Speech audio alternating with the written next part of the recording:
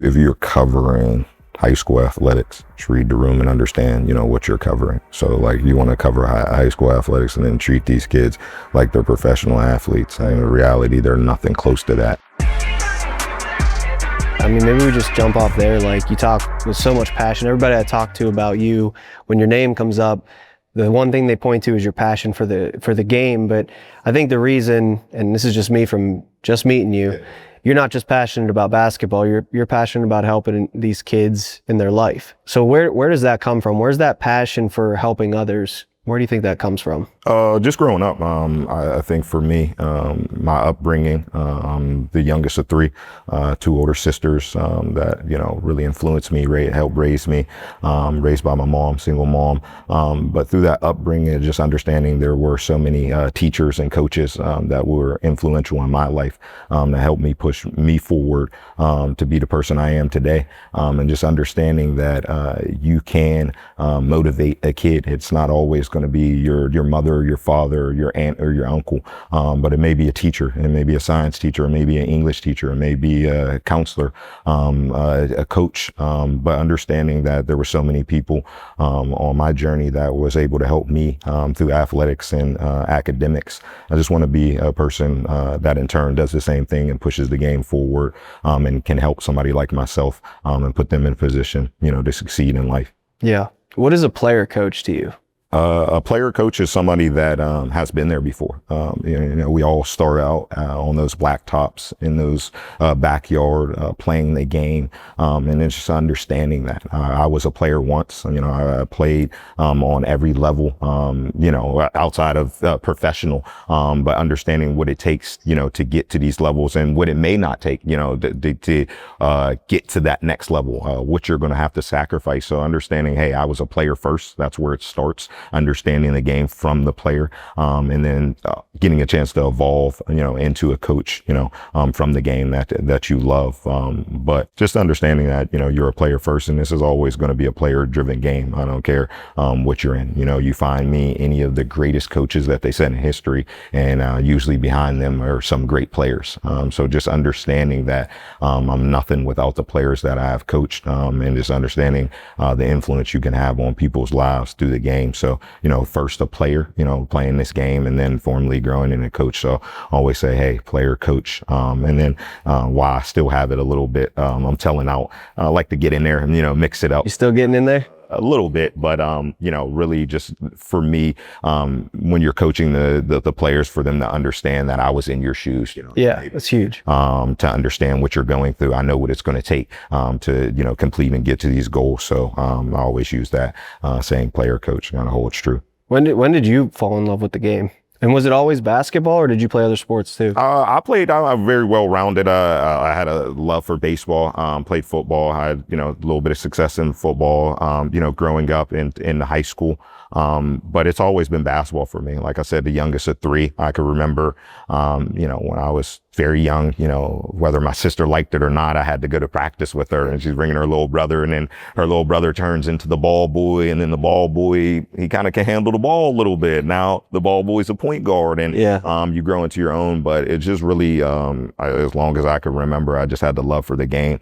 I just know, like early on, I can remember 4 and 5 years old, you're watching the NBA finals, you're watching, Kareem go against, Shaq. I was a big Shaq fan, early on, the Kazam years, and, how charismatic he was. I was really into that. I don't, really remember growing up watching Marvel's Spider-Man, Batman. I've always been into basketball and sports and knowing the players' names and watching the game. And, it's just been a love of mine, ever since I could remember. And like I said, that just kind of goes back to being that player, that kid in the backyard, 3, 2, 1, wanting to get that shot up. And it's always been something that, I still do that. Yeah. You're like, you want to be in those positions, but also like, the whole element of a player and what they stood for has always been something I admire. So the post-game, interview, and just, everything that they stood for, as being an athlete is always, something, I wanted to be and, being entrenched in. You were a student of the game before you even knew, you just loved it. I mean, I say that just because I didn't have like superheroes. Yeah. Football right. players were my superheroes. And I also watched like WWF. I don't know, you grew up like watching wrestling. Yeah. That was like my superhero, like that attitude era of wrestling. But for me, man, like I did the same thing. Like I had the playing cards, like I'd memorize stats, like what college they went to. Like I just was obsessed with the game of football, and it became a part of me. And, you know, I went on and played college ball as well. And, you know, I think that I look back at my journey and there's things that I wish I would have done differently. And, you know, I might not be in a place to be a coach, you know, because absolutely. I mean, I understand the game well enough that I probably could, but for me, this has been the way that I've been able to affect the most people and, you know, connect. And so I've just leaned into this, and it connects me with other people that seem to be doing similar things, just in different arenas. So again, I appreciate you, you know, Absolutely. being willing Appreciate to you. do this. Yeah. So let's go back a little bit to, you know, early days of you transitioning out of player into coach. What was that transition like, and what were some of the hard lessons you had to learn, you know, in those early years of not being a player anymore and becoming a coach? Yeah, I think that's the, you know, as an athlete or like a transitioning athlete, a lot of times what people struggle with, you know, they tell you don't put all your eggs in a basket, but like if you're ultimately trying to make it, I mean, what else are you doing? And nowadays, you know, just understanding, you know, hindsight's always 20/20, right? But, you know, I'm 5'10", 180, you know, so you're like, you know, you had aspirations of kind of just playing at that next level. And then, you know, when reality kind of, you know, strikes, you're like, you know, what's next for me? I'm never one that can really say I'm a point guard, you know, by nature. So you're always kind of an extension of a coach, always kind of leader of a team, you know, team captain, somebody that people can rely on. But at the same time, I never really had visions of, hey, I want to grow up and be this, you know, coach, and I want to coach players. I think something that naturally I kind of gravitated to, wanting to stay involved with the game. You know, so doing AAU, you know, doing summer basketball, being involved in summer camps, and then naturally it just taking off from there. But one thing that always, you know, held true with me and my family was just walking across that stage. So it got to a point, you know, you get in college that, hey, you're probably not going to make money doing this, right? And then it's that why are you here? You know, and that gets lost in so many instances with these athletes, or sometimes your personal group that you have around you, the people that you have around you, the people that you can count on, that you can say, hey, this is my support group. And for me, just leaning on, you know, my sisters, and education was so valued within my household. Watching them, both my sisters graduated from Duquesne. Furthermore, my older sister getting her master's from there, and then my middle sister, you know, has her doctoral from Pitt. So just understanding the value of a diploma and education, and it was always like, okay, you know, hey, yeah, you're not playing basketball anymore, you know, all right. You know, when is graduation? When are you walking? So always that understanding that the value of an education. So I always, you know, just thank them for that. My mom just always pressing every day. You know, we left out the door. It was always be smart. You know, always value. And yes, we were, you know, great or whatever we were athletically, but just valuing education and understanding that that's going to take us further. So when it was time to transition and kind of get out of that, I think I kind of, you know, had a easier time turning that corner and accepting like, hey, you're probably not going to do this for a living, but if you want to stay close to the game, hey, you can, you know, work with the younger kids and give back. And then, you know, that just turns into one thing, turns into another. And like I said, you do have that passion for it. Once you get into it, you want to help as many kids as you possibly can. The reality is we're not going to save them all. But I damn sure going to try, you know, to help as many kids that are in front of me. So you just get to a point to like, hey, you get involved, you know, summer basketball, AAU, one thing turns into another. And now, you know, you're doing it, you know, full time, or, you know, you spend most of your time doing it. I had a teacher of mine, Mr. Wheeler, who again was very influential in, you know, in my upbringing and helping me out along the way. And, you know, he tried to convince me my senior year. He's like, you know, there's a program, You can go to Clemson and be a teacher. I'm not going to be a teacher. I'm going to play basketball. This is what it is. And, you know, you fast forward and you go through life and, you know, here I am, you know, working within the schools, you know, and just being an extension, you know, of the teachers and continuing to help kids. And sometimes those people that are in position that are coaching you or teaching you can see something in you that you don't even see in yourself. Yeah. So I think, you know, through all of that, just getting the opportunity and seeing, hey, you really have the passion, and you have a chance to influence the next generation and push this forward, both through basketball and just, you know, being a positive role model in some of these kids' lives, is really, you know, kind of what drove me to be, you know, during that transition phase. Yeah. You brought them up a couple times now, so I got to ask, sisters. Yeah. What was it like growing up with two sisters? I always get that, like, you know, being the only boy in the house and everything. I think I just newly had my first child, and I had a daughter. And I think now kind of has an understanding, thank you, having an understanding for it. And it allows me to kind of be so much better in my fatherhood, of just kind of having an understanding of those women. But it was great. Like I said, just their influence on me, you know, from an educational standpoint, athletic standpoint. There was a long time I couldn't beat my sisters growing up, you know. So being little brother, we're all 4 years apart. So, you know, you kind of have that distance where we were all able to find ourselves within our friend groups. But, you know, coming into school, we all, you know, grew up in the same area. So going to the same school, having some of the same teachers. So the expectation was always high. And I just thank them for, you know, kind of setting that bar for me, you know, to kind of, you know, follow, you know, in their footsteps. And like I said, I definitely wouldn't be the person I am today without them, and their influence. And, you know, it's always so, you know, you need those older brothers to make you tougher and you know, put you in those situations. But I wouldn't trade, you know, my sisters for the world, and, you know, influencing me to be the man I am today. And like I said, you know, I feel so much better in fatherhood, raising my daughter, you know, knowing that, you know, I was raised, you know, under their guidance. Yeah, man. No, that's beautiful.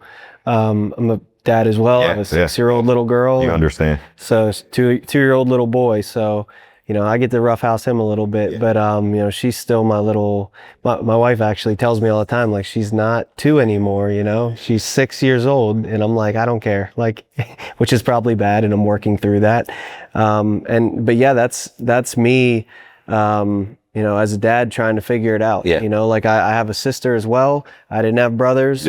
And, you know, I'm honestly just trying to do the best I can and be the dad that I think she needs. And I probably mess up every single day. But, you know, I keep showing up. And I think that's the same attitude that you have as a coach, is that like, hey, I don't have all the answers.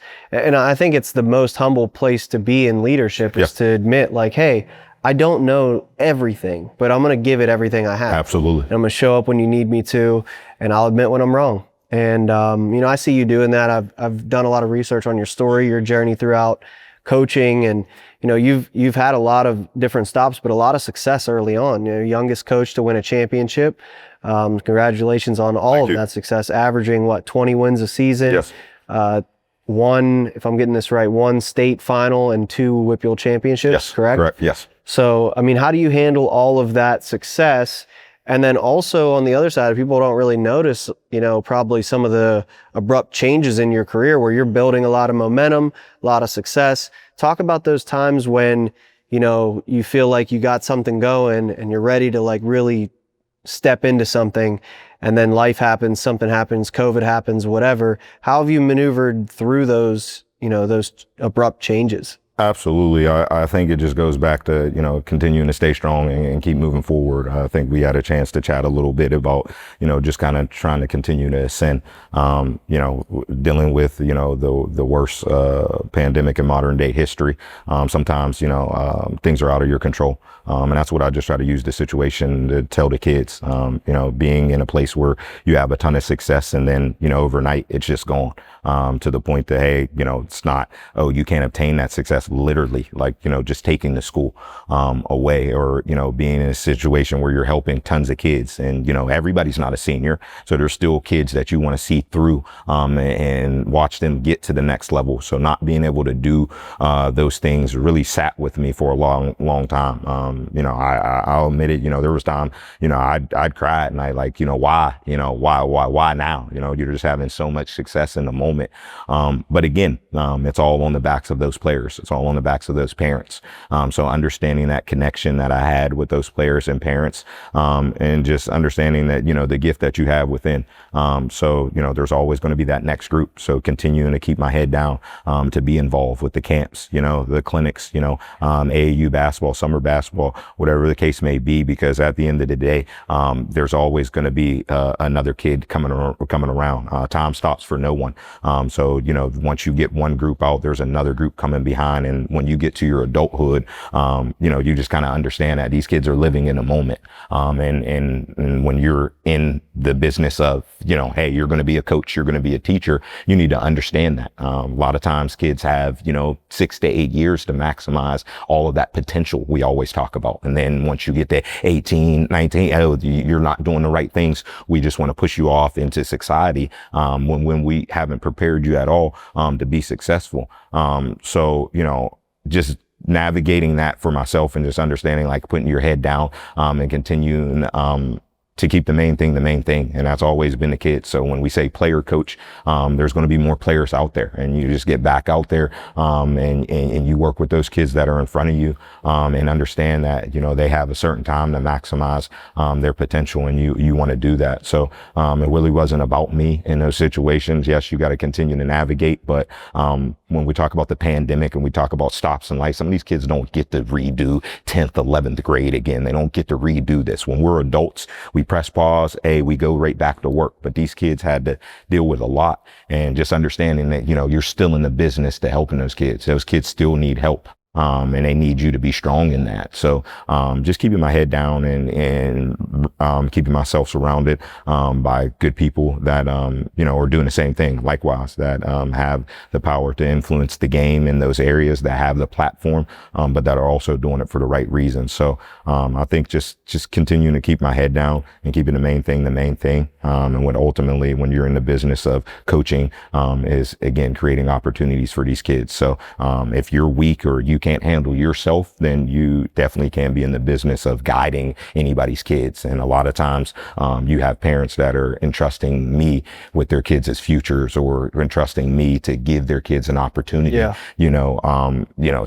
be greater, to succeed. And when you do that and you sign up for that, that means sometimes you have to bottle some of your internal stuff up, in order, to unlock that potential, or, to get that kid to that next level. Well, when you do that, right, you bottle that up, that takes a toll on you as a person. So what do you do to, get rid of some of that? I just try to, again, do things that work for me. You're in our adulthood, we're constantly, for one reason or another, we have to please people, whether it be work, family, and a situation. So, I really like to be comfortable, within myself. I want to be places, that want me there. I want to be, around people that want me to be there. So I think just constantly surrounding yourself around those good people. My mom always told me, when you have good people in your life, you keep those people in your life.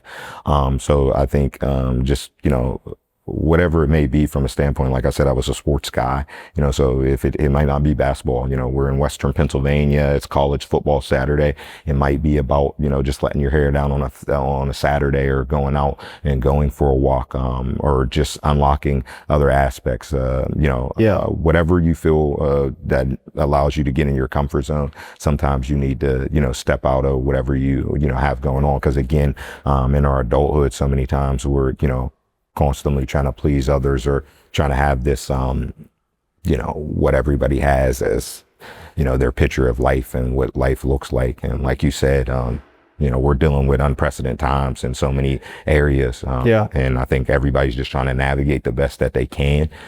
So, whatever your piece is, it doesn't necessarily what's on your algorithm or what they're telling you to do. You need to find what's best for you. So, I'm just trying to do a better job and just kind of continue to, do that, find a happy place. And for me, and it's been my daughter, and just kind of being a father, I see now there's just really no bigger blessing, for me. So just trying to continue to do that and be the best that I can. That's awesome, man. Do you ever still just put in the headphones and go to the court? When was the last time you did that? Man, I really want to get back into it. I'm 35. My back was like stiffening up on me, and like that's why I don't play, because I in my head I have these like a vision that I'm still this quick and I still can jump that high, and when I can't, I get so frustrated by it, right?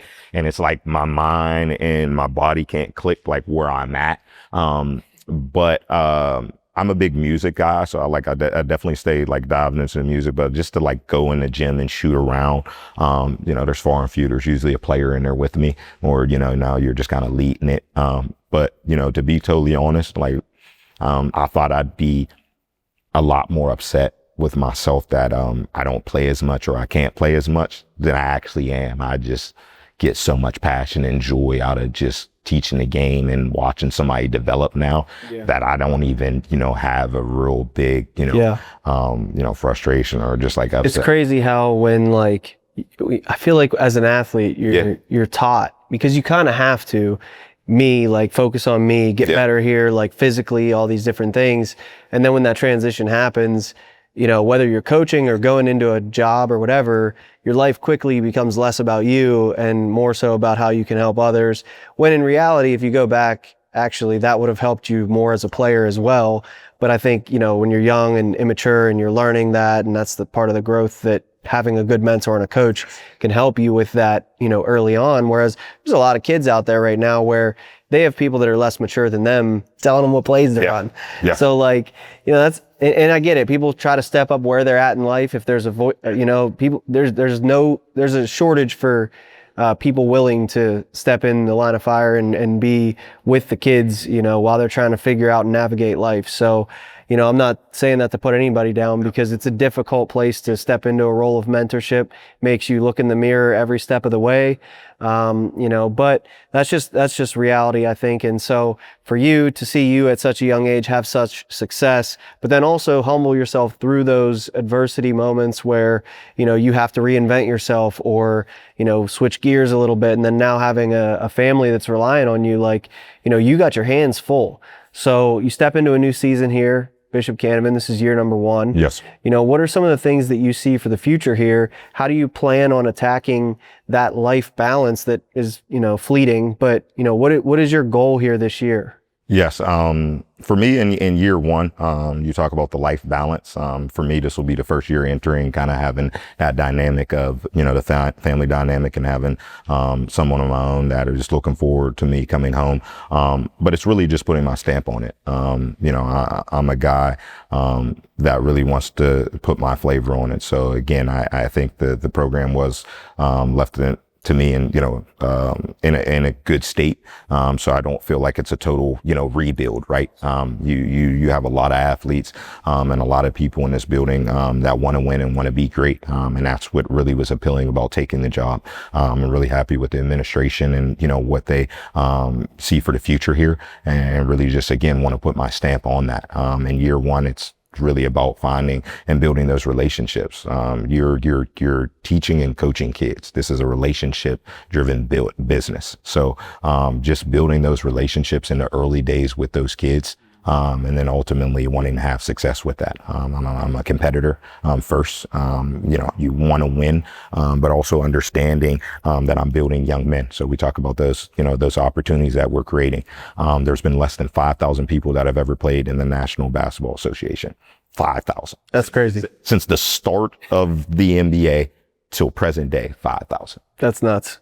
So the reality is that a lot of those kids have a better off chance going down to the local store and doing a scratch off and win $1 million. That is ultimately the reality. But there are many things that we can learn from this game, and push us forward. So, and I can't do that and unlock that with each player unless I have a relationship with them. Yeah. So coming in, you need to have that relation. It's not, oh, he's in 9th grade, I don't know his name. I need to know what makes him tick, what motivates him, what allows him to be successful. And then I can unlock that potential. Constantly, oh, that kid has potential, but we don't know how to unlock it. But you never tried to build a relationship with that kid. That you really know his why. Why is he doing it? Yep.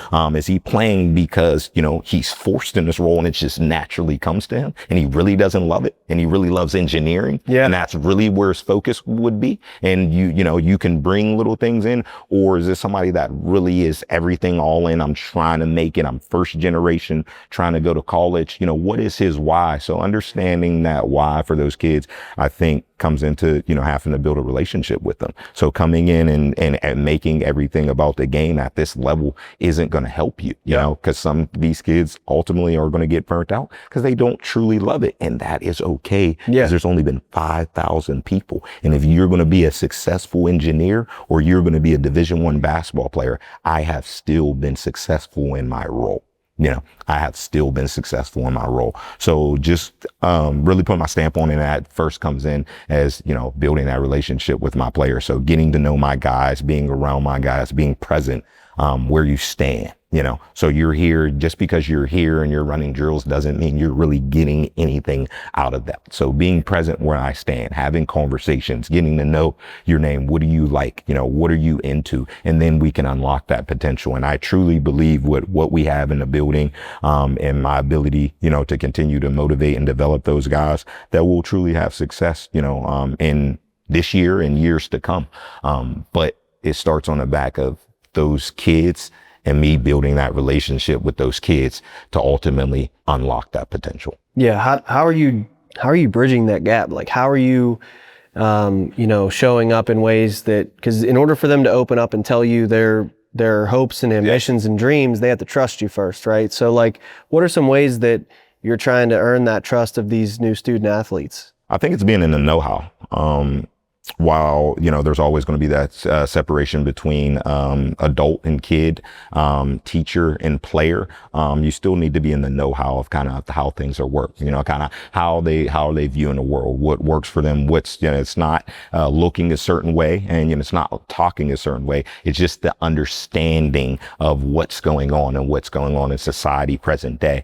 And I think I do a really good job of that, of staying connected and staying in tune. That way there's never really that gray area to where you can't build that relationship because you just don't understand. Because I had a marketing teacher in college. They call it zeitgeist, the word zeitgeist, which means sign of the times. So just understanding what are the times in the world we're living in today. You have a lot of people that either fail to adapt, won't adapt, but those are people that are just going to get left behind. And a lot of times in coaching, because the world in sports and college, NFL, wherever you has changed so drastically in the last 3 to 5 years, you're seeing so many more people get left behind and struggle with that. Whether you've had success, whether you're a good coach, if you don't adapt to the times and what we're in, you're seeing it every day. You will be gone. And really with social media and the microwave generation that we live in, yes, I've had a ton of success. That was 5 years ago. What have you done for me lately? So people are expecting me to sit in this role. Hey, you said you did all these things. Let me see it. So, I've had a ton of success and I cherish it. Nobody's going to take that away from me. We live in a what have you done for me lately society. And if I'm not able to come in and put my stamp and build these relationships in present day, then, that's what I'm going to be judged on. And that's what I should be judged on. So, I just want to come in and make my presence felt. And again, if I see a kid in 3 to 5 years in the grocery store and he kind of doesn't want to speak to me, doesn't have a good relation, we didn't have a good relationship. I just really wasn't. I don't feel good with that. I don't care if you were the star. If you played for me and I see you out and you don't even want to say hi, that really does something to me. So that's me winning. Hey, if I see you and your kids in 5-10 years from now, or I see you in a role where I have to write a letter of recommendation, or I see you in some type of program and being successful in life, I have done my job. And that is the influence in what I'm trying to come here and put my stamp on the program. Because again, less than 5,000 people. So that kid that's going pro, we'll know. I'm going to know, you'll know, the newspaper will know, we'll know we need to put, hey, you got potential to be across that stage. But for the majority, the masses of the kids, I'm trying to create opportunity for them to be the best young man they can in this society. I love that, man. Kudos to you. And appreciate that. I have no doubt that you're going to have success here. What that success looks like, how long, it takes before you're at the top of the ranks again. I don't know. I don't think you claim to know either, but I think that if there's anything I can say clearly just sitting here talking to you, looking you in the face, is that you're going to give it your all. And you're going to let the cards fall where they fall. And so I think that's who I'd want leading my program, somebody with that attitude, because that's fearless. You have a lot of people that want to promise the world, like you said, live off their past accolades, things that they've done. But you're like, hey, listen, I've 0 wins here at Bishop Canevin right now. How do I get to that place again? Well, it's going to look totally different than when it looked 5 years ago, 6 years ago, because the world's a different place. School district's a different place. Everything's different. So media is different. Everything, so however I can help you. Absolutely. I'm here. And I just want to say to the people that are watching this, man, if you're from Bishop Canevin, you should be excited, because this is going to be fun to watch. I will say this, but I got one more question. This is maybe the last thing before we wrap up here. What would you say to somebody if they wanted to run zone in an AAU game? Zone in the AAU game. I don't, at that level, I don't see the benefit. Again, when you're evaluating, we're trying to evaluate kids. Everybody's trying to evaluate. Everybody's trying to get better. I don't think these kids at that level. So. Well, yeah, I asked because I saw a clip of you one time voicing your opinion to a prominent figure at an AAU game about running zone. Yeah. When your idols turn to your rivals, man, that's how I really know, I love Braun. Braun is, he's up there for me.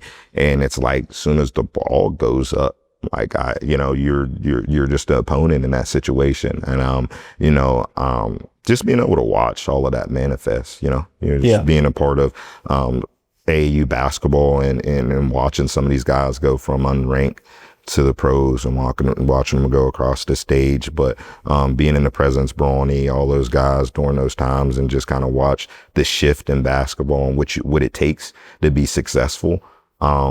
It just really is important. It's an important time to have the right people around you, and that's all I really was trying to do. And I think he understood that. I think they, everybody knows and understand that, but I got no problem being that voice in the gym, and that kind of show.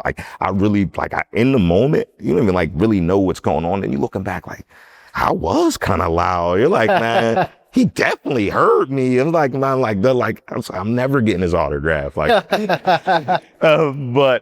No, it just kind of shows you if you're a true competitor, when that switch flips, you don't care who's across from you, you're going to take it. That's the passion. Yeah, right. And I mean, you live and die by the passion, and that's something that's, a true visionary has to have that passion. Yeah. Because that's the only way you see far enough to be able to get there, is if you have something lighting that fire. And, coming from a small town like Monessen, you got the odds stacked against you. And so for you to be living in this success that you're living in, if you don't win a single game, you're living a successful life, because you're helping make people, into better human beings for the future. So for the people that are just getting to know you, what's one message that you'd leave them with heading into this basketball season? Heading into this basketball season, people that don't know me, I think I'll just go back to keeping good people around you. I think we're living in times to where start convoluted with, misinformation and the wrong messages from the wrong people, especially, if you're in youth sports or you're dealing with the youth in any way. It's so important to keep people that are going to tell you the truth, and are going to do things for the right reasons. So I would ultimately say just, if you have a good group of people around you, or if you're struggling, find that good group. But for me, I know I have a good group of people around me that I trust, that I'm going to keep trudging forward with. But I encourage everyone to do the same, and a lot of times as we see, we're young, again, we're trying to impress and we're trying to, please so many people. As you get older, you realize your family and those people close to you are really the only people that matter. They're the only people that matter. So find that group. If it's not family, find close friends, people that you trust, and keep those people around you. And keep the main thing, keep looking forward. But I encourage everybody to find that group of people that are close to them and just keep moving forward. That's great, man. Well, I'm gonna let you go. You gotta get home to the family and the baby. I appreciate you doing this, bro. I appreciate it too.